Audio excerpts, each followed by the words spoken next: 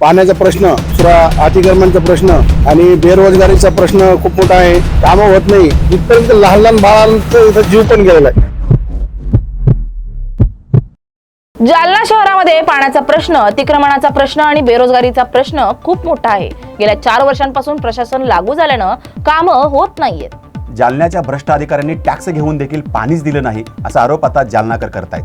कशी झाली आहे जालना महापालिकेची पोलखोल पाहूया. जालना महानगरपालिकेसाठी सध्या निवडणुकांचं बिगुल वाजलेलं आहे. अशामध्ये सर्वसामान्यांच्या काय प्रतिक्रिया आहेत हे जाणून घेण्यासाठी आपण सध्या आलेलो आहोत गांधी चमन या भागामध्ये. खरं तर चहाच्या टपऱ्यांवर खरं तर चर्चा ही रंगतदार होत असते आणि ही चर्चा सध्या काय आहे हे जाणून घेण्यासाठी मी या भागामध्ये आलेलो आहे. आपल्यासोबत काही या ठिकाणी नागरिक बसलेले आहेत.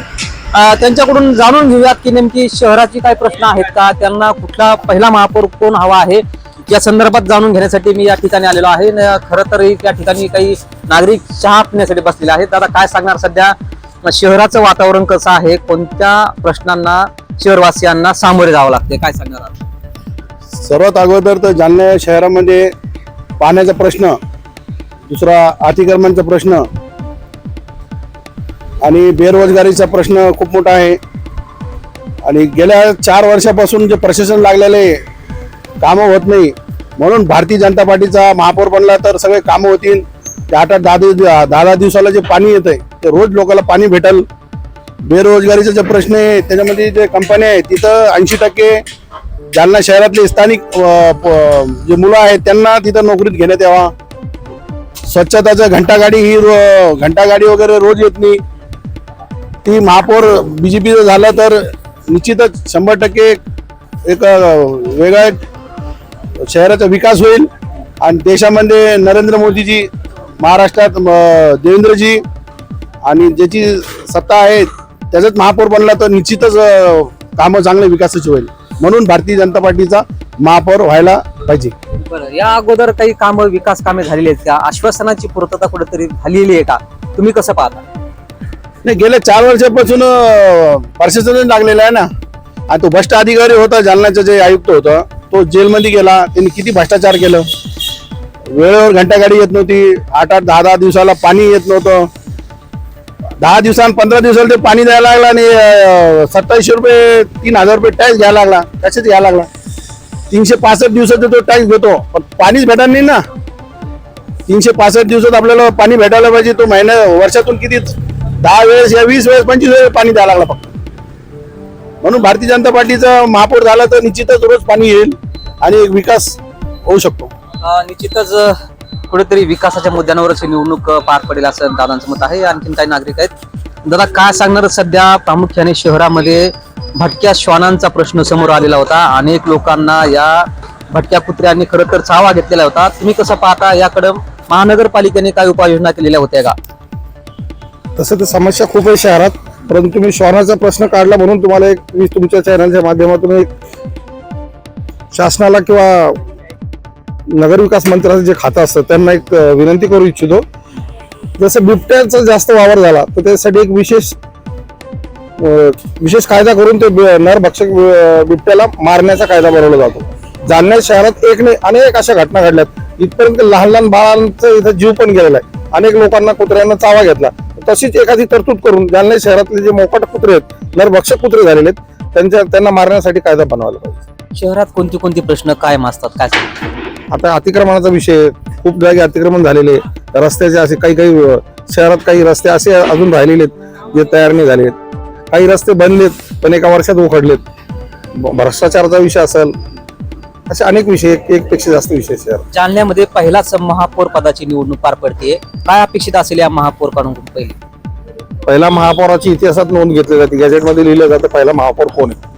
तर पहिल्या महापौराकडून जालना शहरवासियाच्या वतीने एवढी अपेक्षा ठेवू इच्छितो की त्यांच्या मनावर पण त्यांचं नाव राहायला पाहिजे कामाच्या माध्यमातून.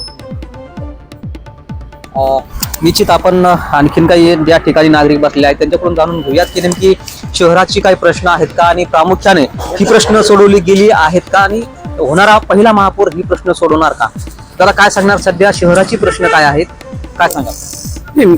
आमचं म्हणणं एवढंच आहे की जालना शहरामध्ये आता जी लोकसंख्या आहे ती 3 लाख लोकसंख्या आहे आणि आता सध्या महापालिका झालेली आहे. तर 3 लाखाच्या लोकसंख्येनुसार जालना शहरामध्ये महापालिकेचे प्राथमिक आरोग्य केंद्र आहेत ते 6 पाहिजे आणि त्या प्राथमिक आरोग्य केंद्रामध्ये सर्व दवा गोळ्या तुमच्या दात्याच्या गोळ्या ह्या सगळ्या दवाखान्यामध्ये भेटल्या पाहिजे. पण महापालिकेचे जे आरोग्य केंद्र आहेत या कोणत्याही ठिकाणी तिथं दवाई गोळ्या भेटत नाही आणि तिथं MBBS डॉक्टर भेटत नाही.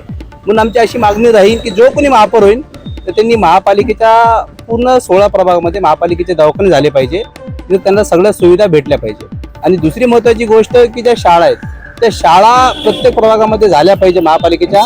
आणि जसं कचऱ्याच्या घंटा गाड्या आहेत तर महापालिकेच्या शाळामध्ये विद्यार्थी जाण्यासाठी पण महापालिकेने शाळेच्या स्कूल बस निर्माण केल्या पाहिजे, त्यावेळेस विद्यार्थी वाढतील अशी आमची एक मागणी आहे. आम्ही या 2 गोष्टीसाठी जास्त महत्त्व करतो. आणि जालना शहरामध्ये तुम्ही बघत असाल की मागच्या 140 दिवसामध्ये जालन्यामध्ये 40 मर्डर झालेले आहेत. म्हणजे कुठेतरी कायदा आणि सुव्यवस्थेचा प्रश्न निर्माण झालेला आहे. त्याच्यामुळे तुमचं CCTV कॅमेरा प्रत्येक ठिकाणी पोलीस चौकी या असल्या पाहिजे. लोक जालन्यातले भयभीत झालेले आहेत.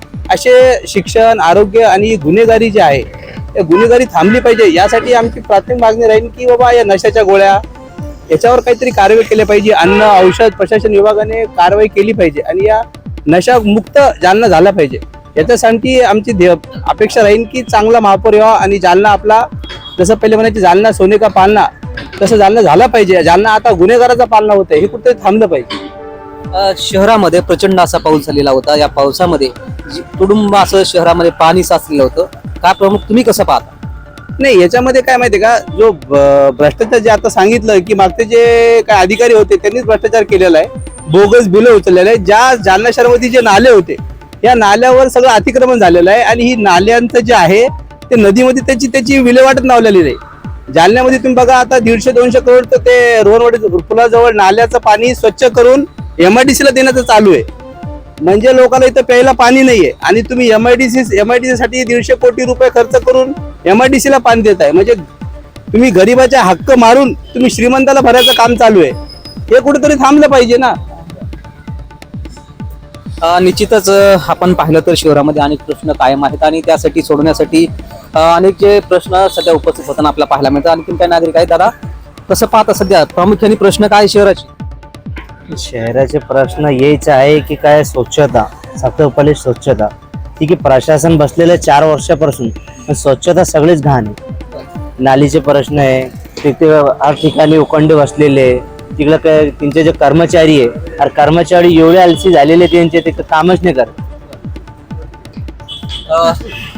काय सध्याची प्रामुख्याने प्रश्न आहे तुम्हाला काय वाटतं? पहिला महापौर त्यांच्याकडून काय अपेक्षित असणार आहे? जालना शहरचा पहिला महापौर कोणी पण असू द्या, जालना शहरचा पहिला महापौर झाला तर पण कामाचा प्रश्न आहे. मेन मुद्दा कामाच व्हायचं.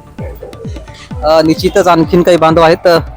दादा काय सांगणार सध्या पाणी प्रश्न सुटलाय का शहरात? नाही. काय वाटतं तुम्हाला का सुटला नाही? 15 दिवसाला नळ येतं आणि त्याच्यानंतर 15 दिवस पाण्याची वाट पाहणं पडते आम्हाला. हप्त्यातून पाणी येतं की रोज पाणी आहे? बरं नाही 15 दिवसाला एकदा येते पाणी. 15 दिवसाला एकदा. निश्चितच आपण पाहिलं तर पाण्याचा प्रश्न कायम आहे आपल्या विद्यात बोलल्या जाते.